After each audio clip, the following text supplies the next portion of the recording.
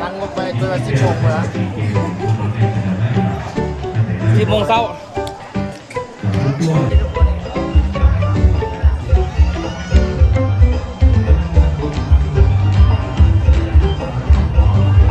เก็บไปก่อนหลายโคตรสบายดีเด้อทุกคนสบายดีตอนแรกเนาะวันนี้นี่ก็มาขึ้นเงินใหม่ไอเตี้ยนะทุกคนไอส่งเนาะนี่โอ้บ่ได้มือเดียวก็คือเงินใหม่เพิ่นก็เป็นยูทูบเบอร์กันเด้อทุกคนเด้อเบอร์ดี้กับไม้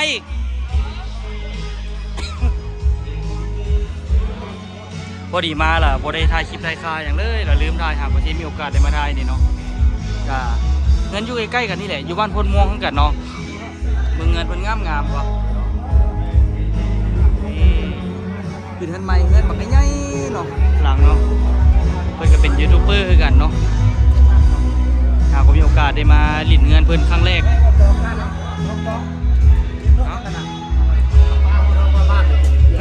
งัดอย่างเดียวมื้อนี้เนาะ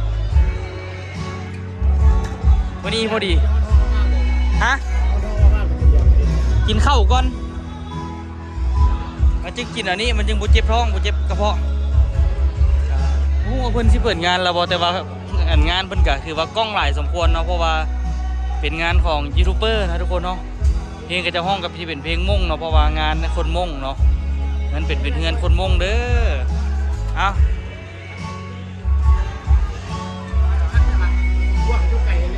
ว้าวทุกบวงค่ากะลีมางานนี่คุณน่ะตั้งปึกเลยวันนี้หากก็มีโอกาสได้มาร่วมงานเนาะคุณหมอก้งกับยุบุญ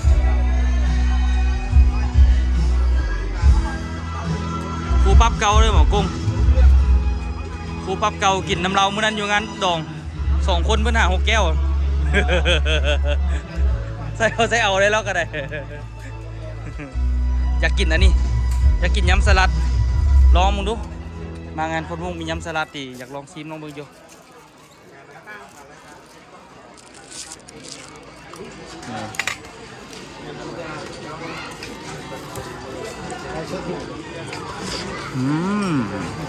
แซ่บเลย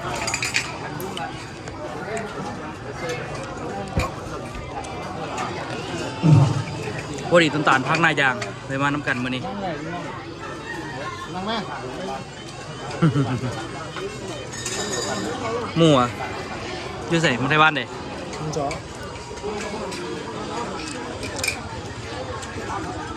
งึกหัวใช่กันเมื่อกี้ด้วยกินงัววะนี่ใช่เบลน้ำยำแกงแล้วก็แกงข้าวเจ้าบ่มีถ้วยให้กินเมืองข้าวเจ้าคนโมงทุกคนตักดูก็แล้วเป็นข้าวเจ้าคนโมงเด้อลาบข้าวแซ่บอยู่ก่อนตักนี่เนาะลาบแซ่บอยู่ก่อน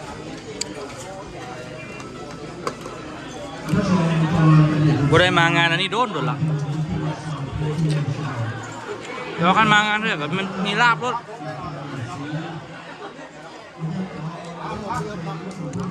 มีได้แกงนี่ดิตักลาดใส่จานเลยก็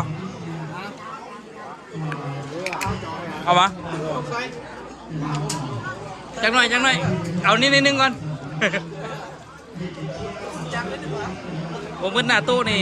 เดี๋ยวผมมืดหน้าตู้ผมมือนี่มือนี่สู้น้ำมันหมอกุ้งเนี่ย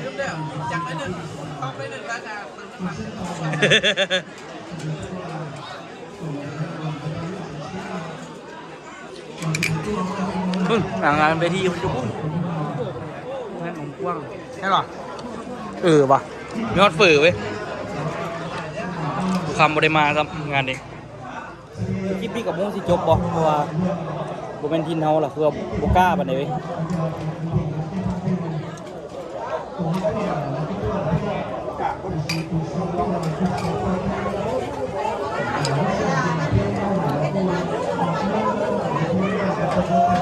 ที่ร้านนะที่เราคนมาเต็มงานแล้วยังไม่ทันเต็มเนาะ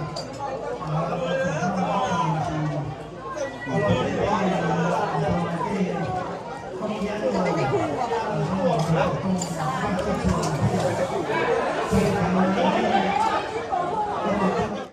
งานใหญ่ๆหุ่นอ่ะเห็นว่ามีแต่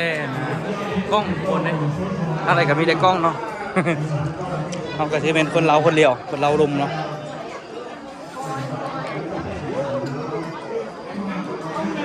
ทางนั้นอยากห้อนเนาะไม่เคยอยากนั่งเนาะ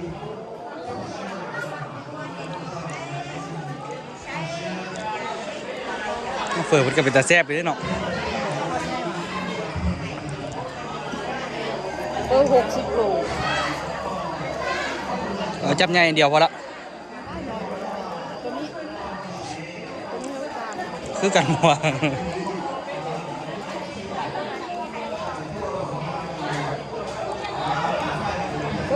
โล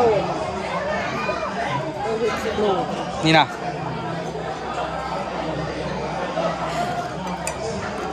ในครัวมันกระจางมาพิเศษ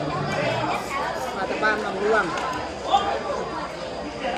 จางมาแต่วังหลวงหมดอ่ะอาหารคือจะเป็นทุกอย่างที่จางมา เก็บไว้เก็บอ้วนทองเก็บไว้เก็บอ้วนทอง โอ้ตับมะฮุ่งก็มี ดีเนาะ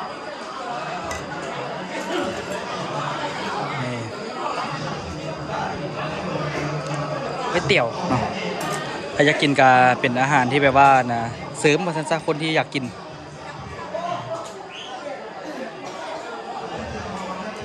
นี่เอาตัวมาละ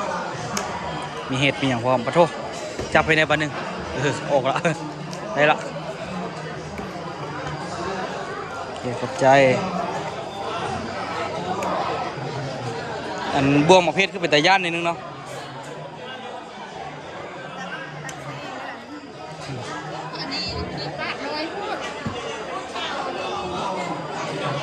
ออกกันหน่อยดิ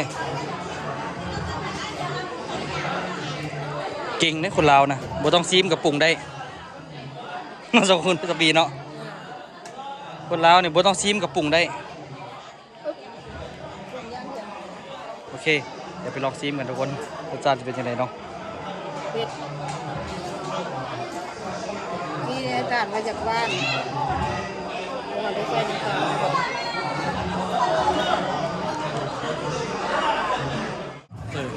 นั่งรถไปตัวละ10 โมงเลย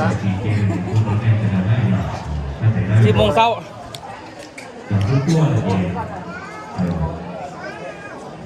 ออดวันนั้นดิ รถไปพุ่ง ก็ว่าไปจอดไก่เนี่ย ลงไปลงมาลงไปลงจอด จอดไปห้าในเดลมาแล้วยืนครับ จอดเป็นพุ่งแล้วมันจะงานกว่างาน แซ่บอยู่ก่อน อันนี้ยอดน้อยพยายามเอาเนี้ย โบใส่น้ำตาลแล้วบุหรี่แซ่บ แม่บอก มันออกหวานๆอยู่ตอนนี้แซ่บก่อน แค่ไป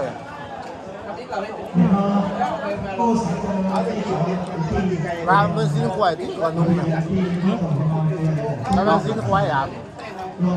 นุ่มนี่เนาะ ร้าน กินนี่คือกล้วยแต่ว่าคนมาหมดสุด งัวหวานหัวต้นที่นุ่มนี่แหละ ชิ้นนุ่มไปมันคล้ายๆกันอย่างว่า ลืมท่าน ซื้อควายออกกันเลยนุ่มเลย นั่นแหละ มีอ่ะ เรื่องมาอาณาไม้เป็นเรื่องกล้วยชัดเจนเรียบร้อยอีก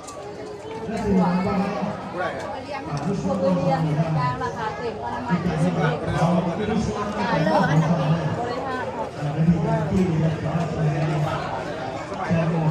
ตามบายตามเลย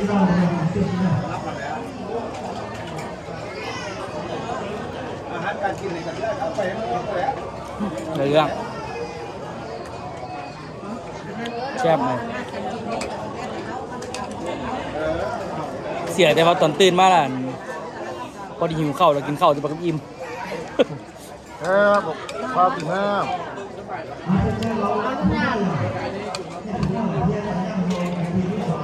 เสื้อพอจานไหมพอจานอะไร อยากยูทูบเบอร์ทุกคนนี่คือขนาดคือจะเป็นคนดังเลยว่าไอเตี้ยเจ้าของเงินเต้นลำวงที่จริงเป็นคนดังของคนมุ่งคนนั้นนะดังหรอกจะเป็นนักร้องดังเพื่อนกัน มิสมกเราเนี่ยตัวตำรวจจะผู้ยาวเขาตำรวจ แล้วตอนนี้รู้สึกฮ้อนๆเลยเจ้าของเรือนเห็นบ่นี่เป็นเจ้าของเรือนเนาะมันเป็นนาคนเตี้ยเนาะบุกล้าไปถ่ายเพื่อนให้คนกำลังจะขึ้นกัน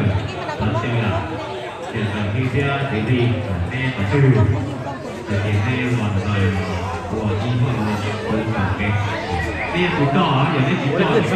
อาจจะไปหน้าเวที เจอได้หรือใช้ได้เอาชนะเองแน่นอนนะสามลูกเตะทีแรกเราตอนที่เรา คนไทยคิดจะไล่หลาย เข้าขี่งานตัวเองที่ตรงนี้อ่ะ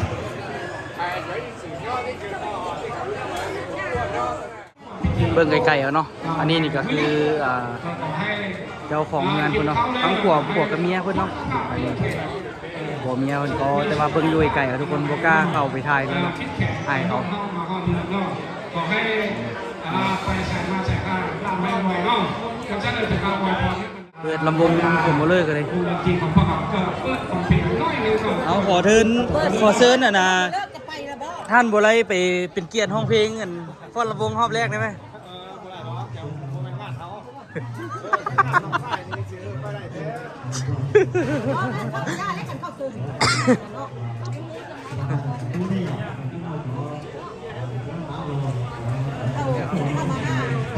ทูบเบอร์ดังไหมก็เป็นยูทูบเบอร์เนาะดังของคนมุกมาตันปะส่วนก่อนมางานแต่งไอ้เพิ่นอยู่ฝั่งนั้นเนาะทุกคนเนาะส่วนนี้นี่มาอันนี้เป็นเฮือนน้องทรายเนาะเฮือนไอ้เพิ่นอยู่ข้างๆนี่ข้ามกระแพงนี่กับแมนละนี่จนสิค่ำมาแต่ก็ยังบ่ทันเมื่อทุกคนนั่งอยู่บนเก้าเนาะนั่งซิวๆไปคนก็ยังหลายอยู่ทุกคนแต่กับมีแดนไอ้พ่นม่วงกับยูแก่นี่เบิดเนาะทางใกล้ๆกัน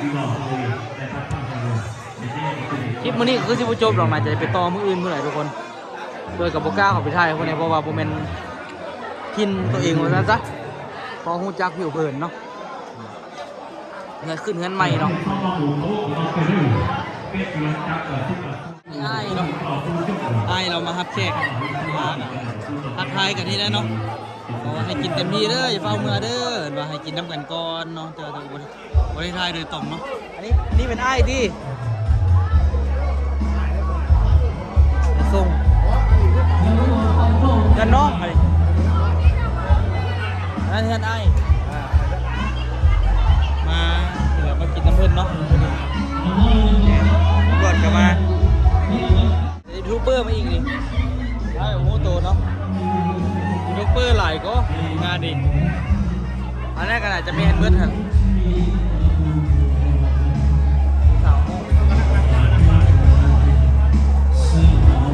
เห็นบอเด็กมาแล้วก็เสียงช่วงของกำลังม้วนใส่ระบบแต่ก็ยังมีคนไทยยูทูบติดอยู่นะทุกคนเนาะ2 3 4เรื่อง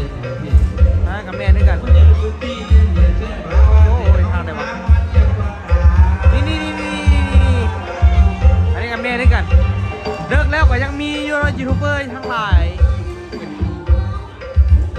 นี่บอกแล้วว่างานยูทูบเบอร์แต่ว่าเขาก็ยังบ่กล้าเข้าไปเดี๋ยวเบิ่งดิจะอยู่บ่ไกลๆแต่ว่าความกินมันแซ่บไปทุกคนคนจ้างกันนะแม่ครัวมาเฮ็ดเองเนาะวันนี้นี่ก็กินเต็มที่ได้ว่ามื้ออื่นมื้อใดสิเริ่มเฮ็ดเวียกเนาะนี่เจ้าของงานเจ้าของบ้านนี่ทุกคน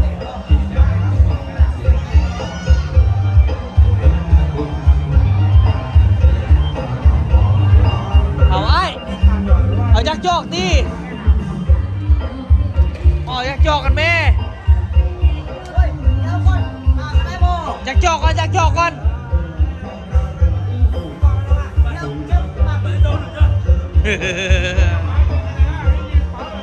คือ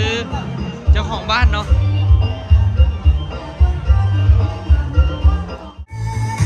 เพลงคนม่งทุกคน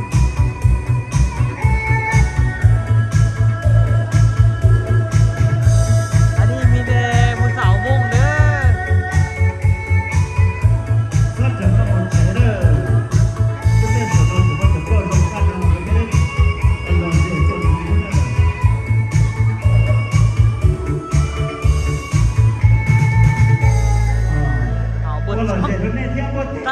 ายเพลงมืดโอ้ตายละหล่อเลยนี่下一种我显对了没有？好，手机等那个被指的那个风咯。 เมียไอริฟ 我要。 โอ้จะกินมะฮุ่งไปนั่นไปแม่นมะฮุ่งพุ่นน่ะ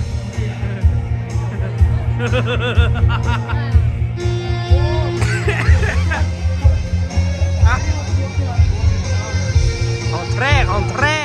อีพออีเมย์กับเพื่อนตอนดึกแมงมันเต็มเพื่อนเลยทุกคน ตอนนี้ตัวเก็บเซนนะหม้อเต็มเลยหลายเติบเลยแมงมันนะหลายแบบอีพออีเมย์เลยตัวก็เลยว่าเก็บซะเมากับยาอยู่แต่ว่าเก็บไปก่อนหลายโคตร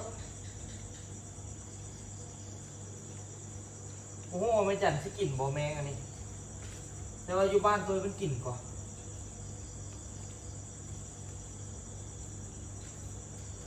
ตอนนี้ตัวเก็บไปได้หลายเติบหรอกจึงมาถ่ายคลิปน้ำหลังแบบว่ากลับมาแต่พูดกันเดี๋ยวนี้12 โมงกับคืนทุกคนแม่งนี่ออกลาเลยที่จริงแม่งอันนี้ก็ต้องมาออกดึกเนี่ยตัวเก็บเดี๋ยวนี้เก็บกับบุรันคนเพราะว่ามันหลายนะแต่ก็คือว่าแหละผมว่าไม่จัดสิกินบ่แม่งอันนี้พันกินก็ได้ต่ำเจียวนึงเลยมันหลายเติบอยู่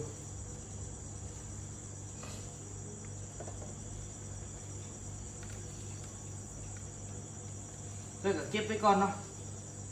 เมื่อคืนจะไม่จัดลูกกินกระถิ่มให้ใกล้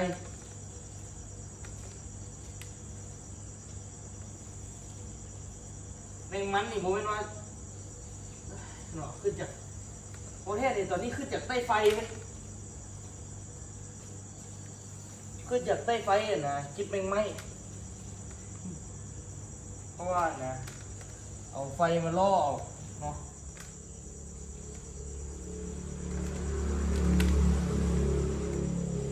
เก็บตอนนี้เก็บเดี๋ยวนี้คือโมเมนต์หาเก็บเดี๋ยวนี้ก็ทุกคนมันตัวเก็บได้หลุดละเบิ้งเสียเบิ้งเนาะอันนี้คือตัวเก็บไว้เนาะนี่ทุกคนเบิ้งได้หลายเติบแล้วทุกคนเบิ้งเต็มเฮือนเลยตอนนี้คือตัวเปิดดอกไฟดอกหนึ่งไว้เนาะเพราะว่านะกลับมาก็ต้องเปิดไว้ดอกหนึ่งอยู่แล้วทุกคนเผื่อไว้ว่ากลับมาว่าหลังให้มันแจงดอกหนึ่งขิมมาไว้ขนาดมาแล้วว่าแมงไม่เต็มไอ้ยะบริรวมนอกเงินนี่ตอนนี้พอแต่ทางในเงิน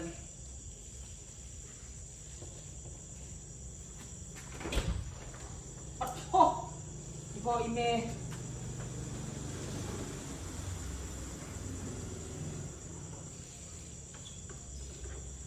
ตายเลยเสียวร้อน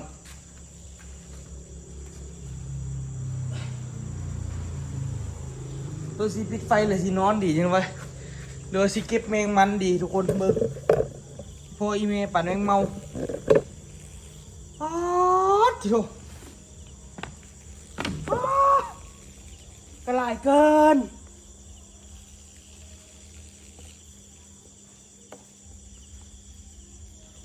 พ่ออีเมเอ้ยหลายปานแมงเมาตัวสิปิดไฟทั้งเบิดละสิไปเปิดไฟเขียวทุกคนสิไปเปิดไฟม่วงตอนนี้แหละเปิดเมื่อคืนเลยเขียวซ้ำไปใส่เนาะเพราะว่าทุกคนเบิ่งเด้อเบิ่งนี่แหละสิมันสิเก็บร้อนตัวสิเปิดไฟเมื่อคืนเนาะ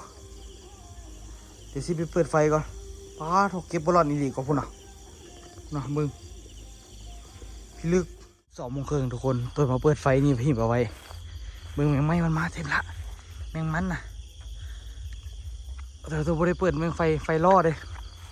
เปิดแต่ไฟนี่แต่ตัวที่ปิดไฟตัวนั้นไฟตัวนี้กับไฟในเงินเนาะมาถามเบิ้งทุกคนมืออื่นสิได้กินทำไง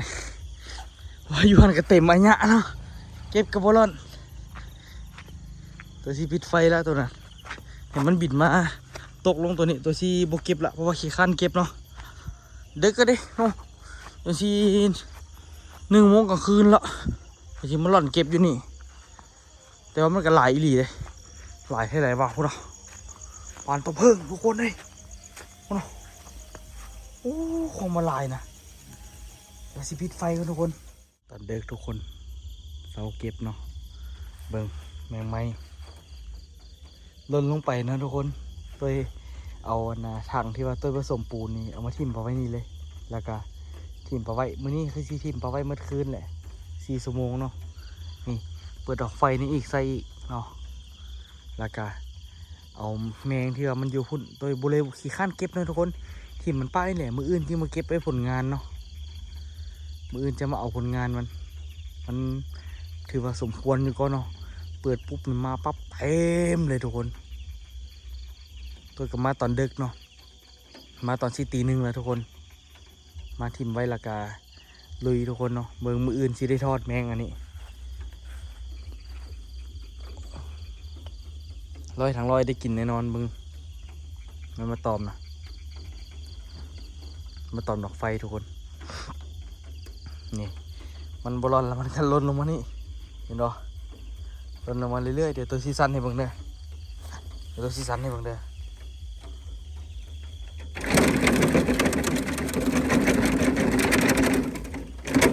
ตัวสิบุได้มานั่งสั้นดอกเนาะแต่นี่สั้นให้เบิ่งซื่อมีแต่แมงมันอย่างเดียวเลย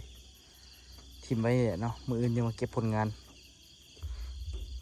นี่กะมาห้านแล้วทุกคนกะมาเฝ้าห้านเฮ็ดดันเฮ็ดนี่มันยองมันแยงเฮ็ดข้าวเอาโต๊ะกินคือเก่าเนาะเช้านี้เมื่อคืนนี่กะจัดเต็มกลับมอนเฮือนกันอาจจะประมาณ12 โมงกลางคืนตามไปเฮ็ดต่อยมึงดูปูร้าน2นี่ฮอดใส่แล้วพวกนี้รู้สึกกับเพิ่นสิกลับมื้อนี้นี่แหละแต่ว่าน่าจะฮอดมื้ออื่นพุ่นเงินเฮียไปจัน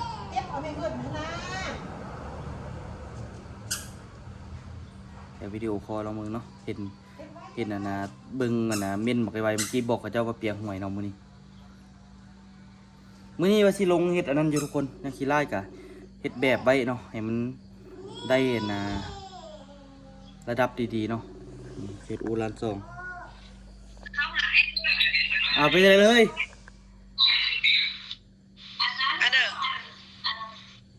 กลับมื้อนี้เหรอ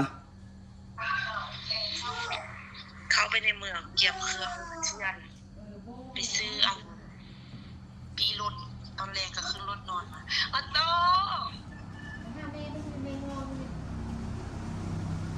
คักแฮงว่ะ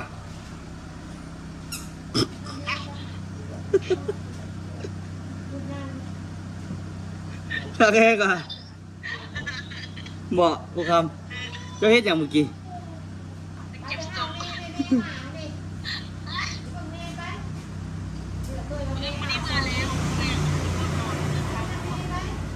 มื้อนี้เห็นบ่อันโทรศัพท์นี่ก็คอยเข้าไม่มีเขาไปตันหูอันนั้นเบิด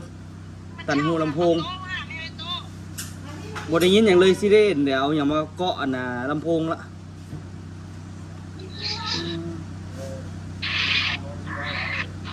เปียกห่วยว่ามื้อนี้ฮะขอสิเปียกห่วยก็คือมันยุ่งเยอะขอสิเปียกห่วยเลยสิไปซื้อเครื่องก่อสร้างมาขายเปลี่ยนซะเปลี่ยนซะเลยเปลี่ยนแล้วไปซื้อแล้วเปลี่ยนซื้ออย่างมาขายวะเนาะมีนายมีเรียกเกิดลูกมันดีป่ะยังเท่าไหร่เท่ากับโตอยู่ไกลๆเบิ้งค่อยที่อันนั้นก่อนเอาอย่างควัดบนลำโพงก่อนเพื่อพิลึกพิโลในโทรศัพท์อันนี้ จุดบริยินเลยมื้อนี้ท่าเขาเจ้ามาใส่ห่วยน่ะจะประมาณ3 คนมีไอ้กล่องกับไอ้เล่กับเจ้าอ่ะแล้วก็ทางเฮานี่คันว่าใส่ประมาณจัก200,003แล้วได้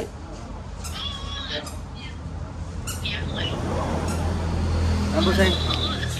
สมันก็บ่ได้ดอกเฮ็ดคือแล้วให้บัวแล้วก็แล้วเอ้ย500,000นี่ไผสู้บ่ไม่รวยที่ทำไมหวยล้านนึงแต่เปีย500,000 500,000เป็น600,000เป็นล้าน6 ของแท้กายเครื่องนี่เปียงห่วยเอาที่ไปใส่มือนี่บุกไปขอพรน้ำวัดนั่นป่ะบุกไปขอพรน้ำวัดอันหอไตเห็นป่ะเอ็กออโต้เอ็ก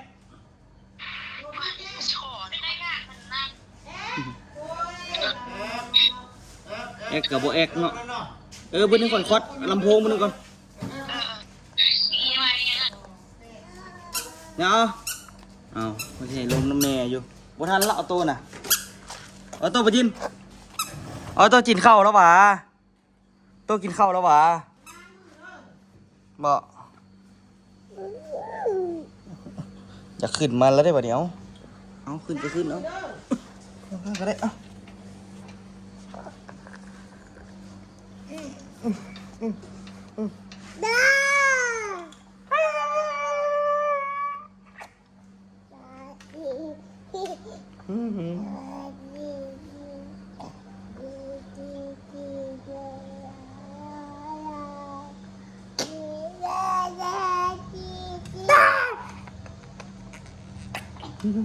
จะไปงานของ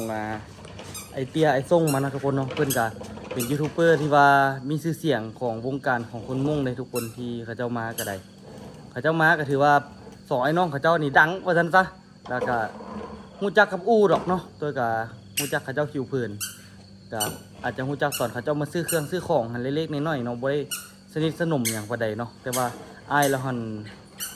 ก็ค่อนข้างว่าลมค่อนข้างว่าฮู้จักกันอยู่เนาะแต่ว่าน้องบ่ค่อยฮู้จักปานใด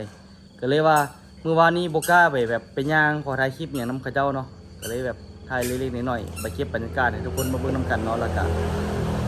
สุดท้ายคือเมาอะไรเนาะแต่ว่าเงินเพิ่นก็ สมควรได้ทุกคนเฮ็ดกำแพงอ้อมจนเบิดเนาะถือว่านักอยู่เด้งบที่เขาเจ้าเฮ็ดหั่นก็ค่อนข้างว่ามืดหลายอยู่แหละเบิ่งหั่นส่วนสิเฮ็ดเฮือนส่วนสิเฮ็ดกำแพงก็บ่แม่นนั่นต่ำๆนี่บ่สูงเนาะคันสิเทียบนี่ก็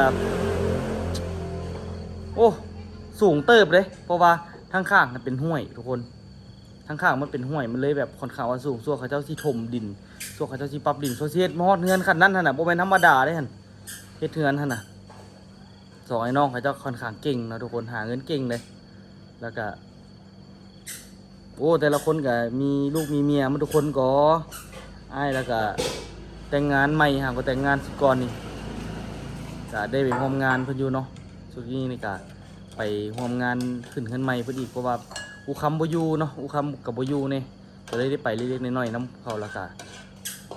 กลับมานี่แหละทุกคนเจอกับตัวที่ฮอดเฮือนจน1 โมงกลางคืนเนาะ10 โมงฮอด12 โมงมาเลาะกลุ่มมันเก็บแมงไม้อันนี้จนฮอด1 โมงบ่เป็นนั่นถ่ายเพิ่นก็ถ่ายคลิปธรรมดา โอ้บ่ธรรมดาไปกันจนอายเพื่อแหละกล้องมาไกลหลายเงินนั่นเนาะเงินยูทูบเบอร์เป็นปกติอยู่แล้วเนาะนี่ไปจันมากินข้าวเฮ็ด YouTube หมดก็เอามาซื้อเครื่องนำเอาแม่นเอ้ยแต่เขาเจ้าก็เฮ็ดน้ำกันดีเนาะมาอยู่น้ำกันมาเฮ็ดคลิปน้ำกันอยู่นำกันเฮ็ดคลิปนำกันบักดีๆสิต้ม